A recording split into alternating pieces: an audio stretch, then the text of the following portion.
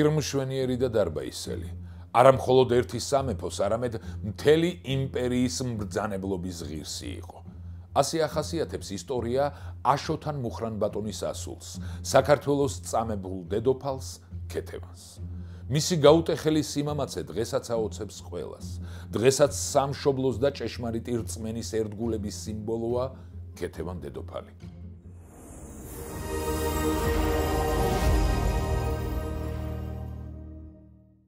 ქეთევანი 1570 წელს დაიბადა. ის კახეთის მეფის ალექსანდრეს უფროს ვაჟზე დავითზე დააქორწინეს. მისი მაზლი კონსტანტინე შაჰ-აბაზის კარზე იზრდებოდა და რჯულიც გამოცვლილი ჰქონდა. მას შემდეგ, რაც მეფე ალექსანდრე ალავერდის ტაძარში მონაზვნად აღიკვეცა, ტახტი ქეთევანის მეუღლემ დავითმა დაიკავა. მაგრამ 4 თვეში 1602 წელს კახეთის ახალგაზრდა მეფე მოულოდნელად გარდაიცვალა. დაქვრივებულ ქეთევანს დარჩა ქალვაჟი თეიმურაზი და ელენე.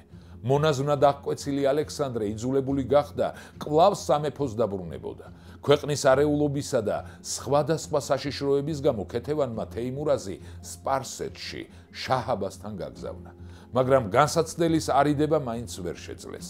გამაჰმადიანებულმა კონსტანტინე მირზამ მოაკვლევინა საკუთარი მამა, კახეთის მეფე ალექსანდრე, ძმა გიორგი და მათთან მყოფი რუსთველი ეპისკოპოსი. შემდეგ მამისა და ძმის მოკვეთილი თავები შაჰ-აბასს მიართვა ერთგულების ნიშნად. თავმოკვეთილი სხეულები კი აქლემს აჰკიდა და ქეთევანს გაუგზავნა.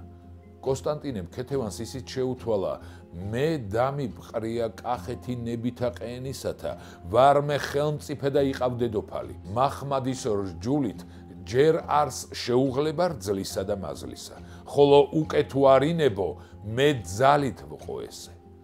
ქეთევანმა კახეთის დიდებულები იხმოდა სარწმუნოებისა და ქვეყნის ერთიანობის დასაცავად მოუწოდა. დიდებულებმა დაიჩოქეს სათაყვანო დედოფლის წინაშე და შეჰფიცეს, რომ შენს მეტი ბატონი ჩვენ არა გვინდა და ვაზღვევინებთ შენს შეურაცხმყოფელსა და ჩვენი ქვეყნის დამაქცევარსაო. კონსტანტინემ კატასტროფის სიახლოვე იგრძნო. ამიტომ ქეთევანის დამორჩილებაზე ფიქრს დროებით თავი მიანება და კახელ დიდებულებს შირვანში სალაშქროდ გაყოლა მოსთხოვა. ქეთევანმა და მისმა თანამდგომმა დიდებულებმა კარგად იცოდნენ, რომ შირვანის ლაშქრობაზე უარის თქმა თვითონ შაჰ-აბასის წინააღმდეგ აშკარა აჯანყებას ნიშნავდა. ამიტომ სანამ კონსტანტინე ვერ მოეშორებინათ, მის ნებას უნდა აჰყოლოდნენ და საომარ წვევაზე დათანხმებულიყვნენ. 10,000 კახელი მხედარი დაუყენა გვერდით კონსტანტინემ ყიზილბაშთა ლაშქარს და 1606 წლის მაისში შირვანში წავიდა. ამ ბრძოლებში კონსტანტინე დაიჭრა, მაგრამ სიკვდილს გადაურჩა და შირვანში მოპოვებული გამარჯვების შედეგად შაჰ-აბასს აცნობა. შაჰმა გაიხარა და საჩუქრები გამოუგზავნა. კონსტანტინემაც ახალი ძალით და ენთუზიაზმით შეუტია თურქებს. ამ ბრძოლების დროს კახელებმა კონსტანტინეს მოკლა სცადეს, მაგრამ განზრახვა უხეიროდ და უშედეგოდ დამთავრდა. შეთქმულნი მოღალატეს ღამით კარავში შეუხტნენ, მაგრამ კონსტანტინემ სიკვდილს გაასწრო. კახელთა ჯარი ყიზილბაშებს გამოეყო და კახეთში დაბრუნდა. მარტო ყიზილბაშებით კონსტანტინემ ვერაფერი გააწყო და ხელცარიელი დაბრუნდა შაჰთან. შაჰს კახთა ელჩობაც ეწვია. ოღონდ მამისა და ძმის მკვლელი კონსტანტინე მოგვაშორე და მეფედ თეიმურაზი დაგვიმტკიცეო. შაჰი მაშინვე მიხვდა, რომ კახეთს კონსტანტინე მისი რჯულის გამო არ სურდა, ხოლო თეიმურაზს ქრისტიანობისთვის იწონებდნენ. იგი საბოლოოდ დარწმუნდა, რომ კახეთის საქმეს მეტი სიფრთხილე და წინდახედულება სჭირდებოდა. მან ელჩებს ალექსანდრესა და გიორგის დაღუპვის გამო სამძიმარი უთხრა და თეიმურაზის საკითხის მალე გადაჭრას შეჰპირდა. კონსტანტინემ ახალი ჯარების შეკრიბა და საქართველოსკენ წამოემართა. ძაგემს მოვიდა, დაბანაკდა და გრემში მოციქული გაგზავნა ქეთევანთან. მე სამტროდ არ მოვსულ ვარო, უთვლიდა კონსტანტინე. არც თქვენ შორის მეგულება მტერიო. იმ 3-4 კაცის გარდა მოკლა რომ დამიპირეს და ამდენი შფოთი და დავიდარაბა აგვიტეხესო. მიმიღეთ, ყველაფერში თქვენი სურვილით მოვიქცევიო. ჩემს ნათესავ უფლის წულებსაც მამასავით მოვублი და სხვას რომ თავი დავანებოთ, იმ ჩემი მოკვლის მოსურნეებსაც მიუტევებო. გრემში არ მიიღეს კონსტანტინეს წინადადება და სასწრაფოდ საომარ სამზადის შეუდგნენ. ქეთევანმა ქართლში აფრინა შიკრიკი დახმარების სათხოვნელად. მეფე გიორგი მეათემ პაპუნა ამილახვარი გამოგზავნა ქვემო ქართლის ჯარით. ლაშქარი ალავერდელმა დალოცა. ქეთევან დედოფალი გაუძღვა, ვითარცა ერთ დროს დიდი თამარი მიუძღოდა მხედრობას. ბელექნის წყალზე მივიდნენ. მაღლობზე კახეთის დროშა აღმართეს და მის ქვეშ დაბანაკდნენ. სასტიკი ბრძოლა გაიმართა, თუმცა ქართველებმა გაიმარჯვეს. კონსტანტინე ამ ბრძოლაში მოკლეს. ქეთევან დედოფალმა ელჩობა გაგზავნა თავრისში, სადაც შაჰ-აბასი იმყოფებოდა. კახელები შაჰის წინაშე ბოდიშს იხდიდნენ ამ ბრძოლის გამო და კონსტანტინეს სანაცვლოდ ტახტზე თეიმურაზის დამტკიცებას ითხოვდნენ. შაჰმა ამჯერად ჩათრევას ჩაყოლა ამჯობინა, რადგან ეშინოდა კახეთი რუსეთისკენ არ გაქცეულიყო და თეიმურაზი კახეთის მეფედ გამოუშვა. ქეთევანმა ურწმუნო კონსტანტინეს გვამი ბაგრატიონთა გვარისათვის შესაფერისი პატივით დაკრძალა. დრო გადიოდა. 1614 წლის გაზაფხულზე შაჰ-აბასმა თეიმურას ელჩები გამოუგზავნა და შემოუთვალა: დღე-დღეზე ოსმალეთს სალაშქროდ მივეშურები, ხოლო შენ აღარ გენდობი, ასე მგონია პაპა შენივით ოსმალების მხარეს დაიჭერ, ამიტომ თუ მართლა მტრობას არ აპირებ, შვილი უნდა გამომიგზავნო მძევლად დაუყოვნებლივ. ჩემთან იქნება შენი ძე, შევიტკბობ, შევიყვარებ და გავზრდი შენზე უკეთესად და შენს უმჯობესად. თავზარდაცემულმა თეიმურაზმა დარბაზი შეყარა და ეს ამბავი ამცნო. დიდი ბჭობის შემდეგ არჩევანი მის უმცროს ძე ალექსანდრეზე შეჩერდა. 3 წლის ბავშვის ხილვაზე შაჰს გული აუჩუყდება და იქნებ უკანვე დააბრუნოს ყრმა უფლისწულიო.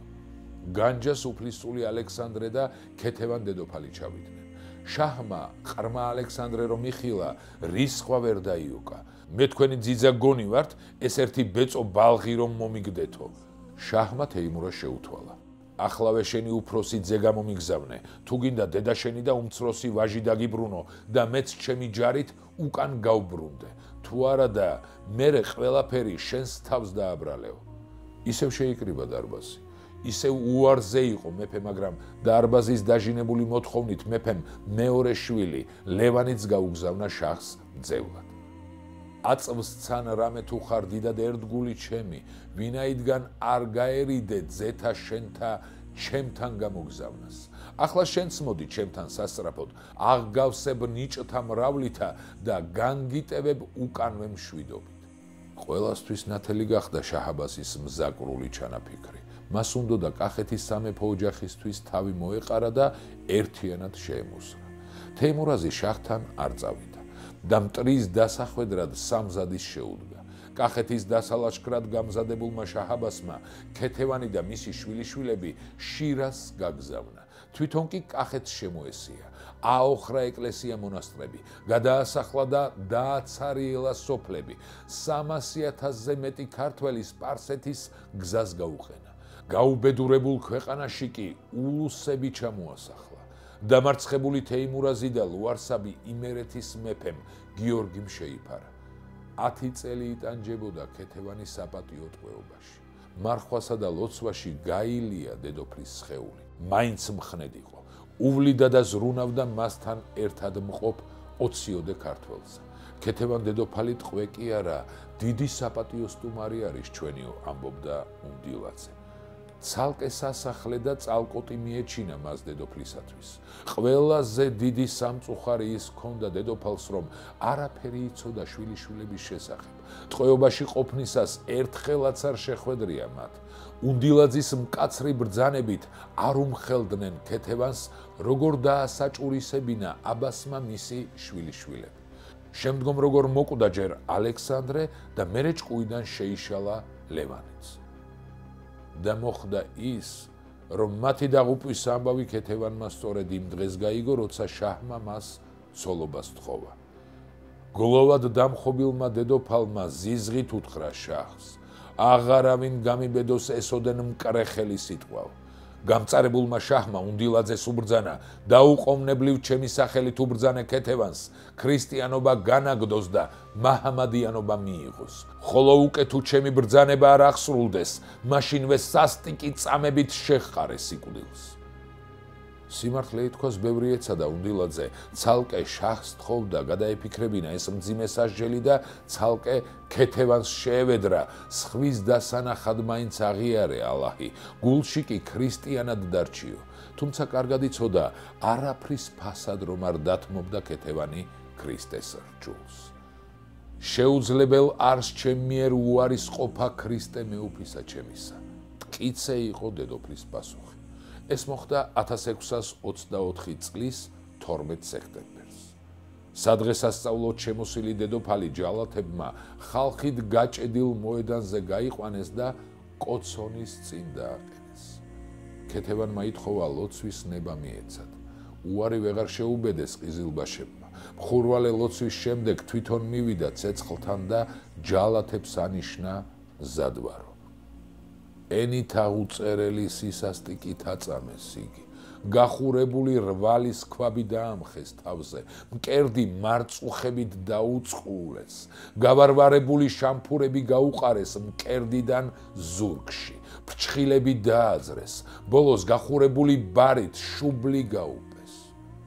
ქეთევანი არ ტიროდა, არც კნესოდა, მხოლოდ ჩუმად ლოცულობდა. და ბოლო სიტყვა, რომელიც იქ მდგომებმა გაიგონეს, შვილო წამოუყვირია დედოფალს. და არავინ იცის ვინ გაახსენდა სიკვდილ სიცოცხლის გზაგასაყარზე საქართველოს დედას, ბედგამწარებული თეიმურაზ მეფე, მისი შვილები თუ საქართველო. დასჯიდან რამდენიმე თვეში ამბროზიო დუშ ანჟუშმა აღმოაჩინა ქეთევან დედოფლის საფლავი. მისი თქმით, როგორც კი ქეთევან დედოფალს სული ამოხდა, მისი ნეშტი ტომარაში ჩააგდეს და ორ კაცს დაავალეს დაეფლათ მინდორში, სადაც უკვე ამოთხრილი ჰქონდათ ღრმა ორმო. მცხედარი ორმოში ჩააგდეს და ისე დააყარეს მიწა, რომ ქრისტიანებს ვერც კვალი შეემჩნიათ და არც რაიმე მოსაგონარი დარჩენოდათ. დედოფლის ნეშტი დამარხული იყო 3 თვისა და 13 დღის განმავლობაში. თან პორტუგალიელი ტყვე და ჩემი მსახური წავიყვანე. მათთან ერთად მივედი მინდორზე, სადაც ორმოში ჩაფლეს დედოფალი და თხრა დავიწყეთ. რადგან ორმო მეტად ღრმა იყო, იმ ღამეს ცხედრამდე ვერ მივაღწიეთ. 1625 წლის 4 იანვარი გახლდათ. მეორე ღამით მისიონერმა და მისმა მხლებლებმა ორმოს თხრა განაგრძეს და წამებული დედოფლის ნეშტს მიაკულიეს. თვალსრემლიანებმა ამოვასვენეთ დიდებული ქეთევან წამებულის ცხედარი და ჩვენს მონასტერში წავასვენეთ საიდუმლოდ. ამის შემდეგ ამბროზიო დუშ ანჟუშმა დედოფლის ცხედარი უკეთ დაცვის მიზნით ისპაჰანის ავგუსტინელთა მონასტერში გადაასვენა. მცირე ხანში 1626 წლის მარტში შაჰის ბრძანებით ისპაჰანის მონასტრის ავგუსტინელი ბერები დააპატიმრეს და შირაზში გადაიყვანეს. მონასტრის წინამძღვარმა მანუელ და მადრე დე დუესმა გადაწყვიტა თან წმინდა დედოფლის სხეული წაეღო. ბერები 10 თვის განმავლობაში შირაზის ციხეში ჰყავდათ გამოკეტილი. 1627 წლის თებერვალში მათ ისპაჰანის მონასტერში დაბრუნების უფლება მისცეს. დაუყოვნებლივ წამოვიდნენ თან და წამოიღეს წამებულის ცხედარიც. ავგუსტინელმა ბერებმა წამებული დედოფლის ნეშთის წმინდა ნაწილების საგანგებოდ გამზადებულ ლუსკუმაში ჩაასვენეს. 1626 წელს, როცა თეიმურაზ პირველი იძულებით შეურიგდა შაჰს, მან პირველ რიგში წამებული დედის ნეშტის სამშობლოში გადასვენება ითხოვა. აბას პირველმა ნება დართო თეიმურას, მაგრამ სეფიანთა კარზე არ იცოდნენ, სად ინახებოდა დედოფლის ნეშტი. შაჰი ქართლ-კახეთის მეფეს ატყობინებდა, რომ ცხედარი კათოლიკე მისიონერებმა მოიპარეს, მაგრამ არ ვიცით, ავგუსტინელებმა მოიმოქმედეს ეს თუ ფეხში შველა კარმელიტებმაო. როდესაც ავგუსტინელმა მისიონერებმა თეიმურაზ პირველის სათხოვრის შესახებ შეიტყვეს, გუას ავგუსტინელების მონასტერში მყოფი ბერთა მეთაურის ბრძანებით 1627 წლის 3 აგვისტოს საქართველოში თეიმურაზ პირველთან გამოემგზავრნენ ამბროზიო დუშ ანჟუში და სებასტიანო დე იეზუსი. თან წავიღეთ წმინდანის თავი, რათა მისი საშუალებით დაგვეყოლიებინა დედოფლის ძე თეიმურაზი ნება დაერთო, მისიონი დაგვიარსებინა მის ქვეყანაში. წერს ამბროზიო დუშ ანჟუში. მაგრამ გზაში ორივე ავად გახდა და ისპაჰანში დაბრუნდნენ. 1628 წლის 13 თებერვალს ამბროზიო დუშ ანჟუში კიდევ ერთხელ გამოემგზავრა საქართველოსკენ. იმავე წლის 11 მაისს ავგუსტინელი მისიონერები გორში მეფეს წარუდგნენ. თეიმურაზ პირველმა მათ ჰკითხა, რა იცოდნენ დედოფლის ცხედრის შესახებ. როდესაც ამბროზიო დუშ ანჟუშმა თეიმურაზ შეატყობინა, რომ დედოფლის წმინდა ნაწილები, თავის ქალის ნაწილი, აგრეთვე წამებულის ფეხი, რომელსაც ისევ ეტყობოდა მარწუხების კვალი, ჩამოიტანა, მეფემ დიდად დაუმადლა. მთელი მსოფლიოს განძიც რომ ჩამოგეტანათ ჩემთვის, დედაჩემის ცხედრის ჩამოსვენებას ვერ შეედრებოდაო. მეორე დღეს თეიმურაზ პირველის ბრძანებით დედოფლის წმინდა ნაწილები ალავერდის ტაძრის საკურთხეველში დაასვენეს. კათოლიკე მისიონერები თავდაპირველად თეიმურაზ პირველის სასახლეში ცხოვრობდნენ. შემდგომ მეფემ მათ შესთავაზა აერჩიათ საცხოვრებელი ადგილი. პატრებმა გორი აირჩიეს. ასე შეიქმნა ავგუსტინელთა მისიონი აღმოსავლეთ საქართველოში ამბროზიო დუშ ანჟუშის მეთაურობით, რომელმაც 1640 წლამდე იარსება. საყურადღებოა თეიმურაზ პირველის მიერ რომის პაპის ურბან მერვესადმი 1629 წლის 6 იანვარს გაგზავნილი წერილი, რომელშიც მეფე მიუთითებდა: აგერ უკვე 1 წელია, რაც ჩვენი დედის სხეულის ნაწილები, გამშრალი ძვლები ისპაჰანიდან ჩვენს ქვეყანაში ჩამოგვიტანა ავგუსტინელთა ორდენის წარმომადგენელმა, ღირსეულმა მამა ამბროზიომ, რომელსაც ამ სამსახურისთვის ჯილდოდ გადავეცით ადგილი და მიწა საარსებოდ, საცხოვრებელი სახლისა და ეკლესიის ასაგებად. მე-17 საუკუნის 20-იანი წლების მიწურულს თეიმურაზ პირველმა ირანში ზავის დასადებად მიავლინა მთავარეპისკოპოსი იოანე, რომელმაც წარმატებით შეასრულა დავალება. გარდა ამისა, მან ისპაჰანის ავგუსტინელთა მონასტრიდან წამოიღო ქეთევან დედოფლის სხვა წმინდა ნაწილებიც, რომლებიც ასევე ალავერდში დაასვენეს. ქეთევან დედოფლის წმინდა ნაწილები ალავერდის ტაძარში საღმრთო ტრაპეზის ქვეშ 1723 წლამდე ინახებოდა. როგორც რუსეთის ძველი აქტების ცენტრალურ სახელმწიფო არქივში დაცული მასალებიდან ირკვევა, თეიმურაზ პირველს ალავერდში არსებული ნეშტის ნაწილიდან მცირედი რელიკვია რუსეთის მეფისთვის ალექსანდრე პირველისთვის გაუგზავნია 1656 წლის 18 აპრილს. ჩვენთვის უცნობია რუსეთში გაგზავნილი ამ წმინდა ნაწილების შემდგომი ბედი. ალავერდში დარჩენილი წმინდა ნაწილები კი 1723 წელს დაიკარგა, როდესაც კახეთის სამეფოს ოსმალები და ლეკები დაესხნენ თავს. მეფე კონსტანტინე მეორე მაჰმად-ყული ხანმა თავი ქიზიხს შეაფარა. როგორც ვახუშტი ბატონიშვილი წერს, მისი ძმა თეიმურაზ და უმეტესნი კახნი დედა წულით და ეპისკოპოსებით მივიდნენ ანანურს, არამედ რომელსა ეტვირთა ნაწილი წმინდათა უბრკმაცხენსა მისმა არაგუსა შინა და წარიღო ნაწილნიგი და დაიკარგა ქეთევან დედოფლის ნაწილი თურთ. ქეთევანის წამებამ გამოაფხიზლა და თავისუფლების სულით აღანთო მთელი საქართველო. ამის შედეგი იყო 1625 წელს ჯერ მარტყოფის ბრძოლა, სადაც სეფიანთა ირანის ლაშქარი შაჰაბაზის საყვარელ მხედართ მთავართან ყარჩიხა ხანთან ერთად გაანადგურეს. შემდეგ კი იმავე წელს შემოდგომაზე მარაბდის ბრძოლა, სადაც სეფიანთა ირანის ჯარი იმდენად დაზარალდა, რომ ფაქტობრივად ბრძოლის უნარიანობა დაკარგა. დაგვიწერეთ კომენტარებში თქვენი აზრი ქეთევან დედოფლის ღვაწლის შესახებ. გამოიწერეთ კარდუს YouTube და Facebook გვერდები. მოიწონეთ ეს ვიდეო და გაუზიარეთ რაც შეიძლება ბევრს, რათა ყველამ გაიგოს ამბები საქართველოსზე.